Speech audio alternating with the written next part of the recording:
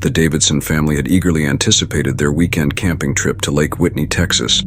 John Davidson, his wife Sarah, and their 2 children, Emily and Jake, were ready to escape the pressures of city life and immerse themselves in nature. With their car packed full of camping gear, they set off early on a bright Friday morning. Upon arriving at the campground, the family found the perfect spot by the lake, surrounded by towering pine trees. The water shimmered under the midday sun, and the sounds of nature created a tranquil backdrop for their adventure. They quickly set up their tent, arranged their chairs around the fire pit, and set out to explore. The day was filled with outdoor activities. They hiked through dense woods, discovering small streams and wildlife along the way. Emily gathered wildflowers while Jake tried his hand at catching frogs near the water's edge. The day concluded with a picnic by the lake, where Sarah had prepared sandwiches and fruit. As the sun began to set, they returned to their campsite to roast marshmallows and tell stories around the campfire. As darkness fell, the family decided to play Pictionary, a favorite game that always brought out their competitive side. They were in the middle of a particularly challenging round when Emily suddenly gasped, her eyes wide with surprise. "Look at that," she exclaimed, pointing toward the lake. The rest of the family turned to see what she was pointing at. A glowing orb, reddish yellow in color, was silently moving across the sky. It was unlike anything they had seen before, neither a star nor an airplane. The orb moved steadily and soundlessly until it disappeared beyond the horizon. "Wow, what was that?" Jake asked, his voice tinged with excitement and a hint of fear. "Maybe a meteor," John suggested, though he knew it didn't quite match the usual characteristics. Before they could speculate further, another orb followed the same path as the first, then another and another. Each orb was identical, appearing at regular intervals. The family watched in stunned silence as a total of 15 orbs floated across the sky in perfect formation. "This is so strange," Sarah murmured, her eyes never leaving the sky. "I've never seen anything like it." "Should we be worried?" Emily asked, her voice trembling slightly. John wrapped an arm around his daughter. "I don't think so, sweetheart. They're just lights. But it's definitely unusual." Just as the last orb vanished, a smaller, faster white light zipped through the sky, following the same path as the others. This one seemed different, almost as if it was chasing the previous orbs, adding an extra layer of mystery to the already bizarre event. That night, after crawling into their sleeping bags, the family couldn't stop talking about what they had seen. They speculated on the origins of the lights. Were they part of a military exercise, an unexplained natural phenomenon, or something even more mysterious? "What if they're not from here at all?" Emily whispered, her voice barely audible in the darkness. "You mean aliens?"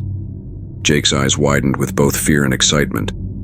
"Maybe," Emily replied, a shiver running down her spine. "Or maybe it's some government experiment," John offered, trying to keep the tone light, though he himself was unsettled. "Whatever it was," Sarah said, trying to comfort everyone, "we're safe here. It's over now and we'll figure it out in the morning." Eventually, exhaustion took over and they fell asleep under the stars, but the tension lingered. The following morning, the glowing orbs were still the main topic of conversation. Over breakfast, Sarah decided to do some research on her phone. She discovered that several people in a nearby town had also seen the lights and reported them online. Some suggested they were UFOs, while others thought they might be experimental aircraft. "I found something," Sarah announced. "Other people saw the lights too, but no one seems to know what they are." "Do you think it could be aliens?" Jake asked, his eyes wide with curiosity. John chuckled, though a bit uneasily. "Who knows, maybe we'll be the ones to discover something extraordinary." After breakfast, they decided to explore more of the area. As they walked back to the campsite later in the day, they noticed something unusual near the edge of the lake.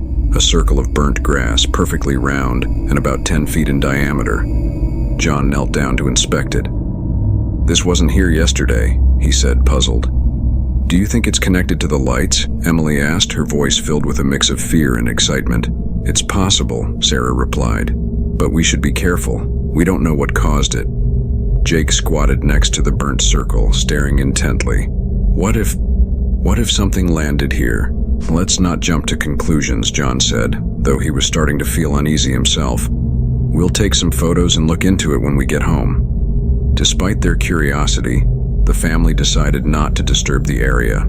Instead, they took photos and made a note of its exact location, planning to investigate further once they returned home. Back in their everyday lives, the mystery of the glowing orbs lingered in their minds. They contacted local authorities and even reached out to nearby universities, but no one could provide definitive answers.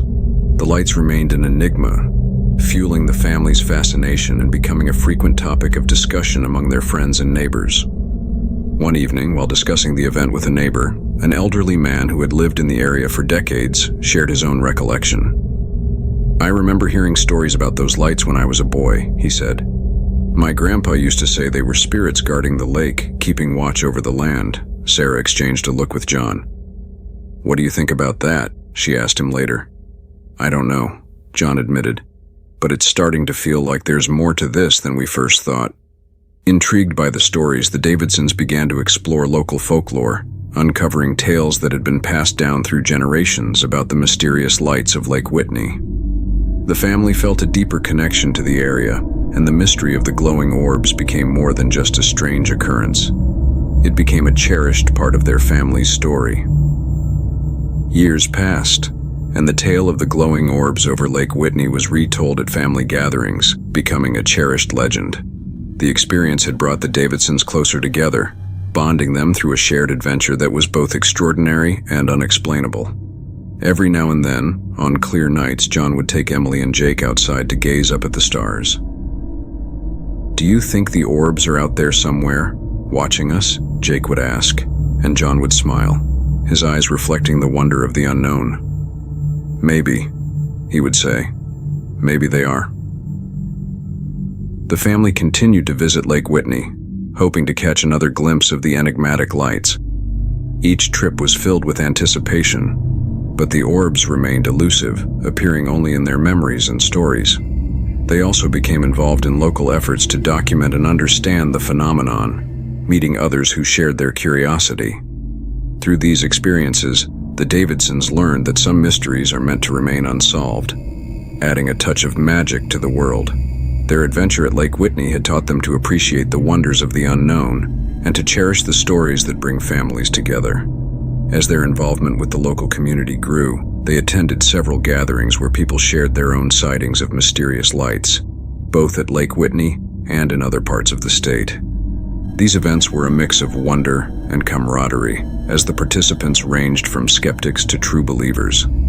Some came armed with scientific equipment, others with stories passed down through generations. At one such gathering, Emily struck up a conversation with a local historian who specialized in Texas folklore.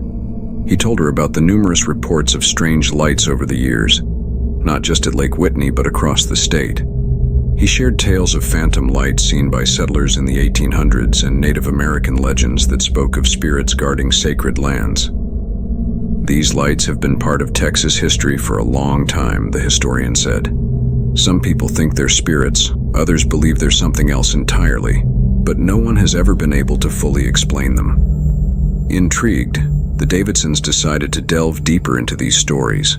They spent weekends visiting libraries and archives, poring over old newspapers and journals in search of any mention of the lights. They found references to unexplained phenomena dating back over a century, often described in eerily similar terms to what they had seen.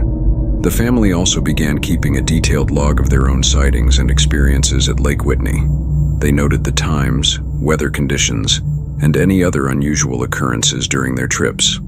Over time, their log became a comprehensive record of their encounters with the lights, complete with photographs and sketches. One autumn evening, during yet another trip to Lake Whitney, the Davidsons were sitting around their campfire when Jake suddenly pointed to the sky. "There they are again," he shouted. Sure enough, the familiar orbs had returned, gliding silently across the sky in the same steady formation. This time, however, they were prepared. John quickly grabbed his camera and began taking photos while Sarah and Emily recorded the event with a video camera. Jake, who had become the family's unofficial tech expert, monitored their equipment, making sure everything was working perfectly. As the orbs moved across the sky, the family watched in awe, their excitement tinged with a sense of déjà vu. But this time they felt a deeper connection to the lights, as if they were witnessing something both ancient and personal. When the lights finally disappeared over the horizon, the family sat in silence, absorbing the experience. It was Emily who finally broke the silence. "I feel like the lights are trying to tell us something," she said softly. John nodded, deep in thought. "Maybe they're not just a mystery to solve. Maybe they're something we need to experience and remember." Sarah placed a hand on John's shoulder. "Whatever they are, I'm just glad we experienced it together." Jake, still staring at the horizon where the lights had disappeared, whispered, "Do you think they'll come back?" John smiled at his son. "Maybe. And when they do, we'll be here to see them." As they packed up their equipment, the Davidsons knew that this latest encounter would be added to their growing collection of stories about the lights of Lake Whitney. And while they still didn't have all the answers, they felt a sense of peace in knowing that some mysteries are meant to remain part of the world's wonder. In the years that followed, the family continued their trips to Lake Whitney, each visit a new chapter in their ongoing adventure with the glowing orbs. They never tired of the mystery, never stopped searching for clues, and never lost their sense of awe at the strange, beautiful lights that had become such an important part of their lives. And so, the Davidson family's tale of the glowing orbs over Lake Whitney lived on. A story passed down through the generations, a reminder that the world is full of mysteries, some of which are best left unexplained.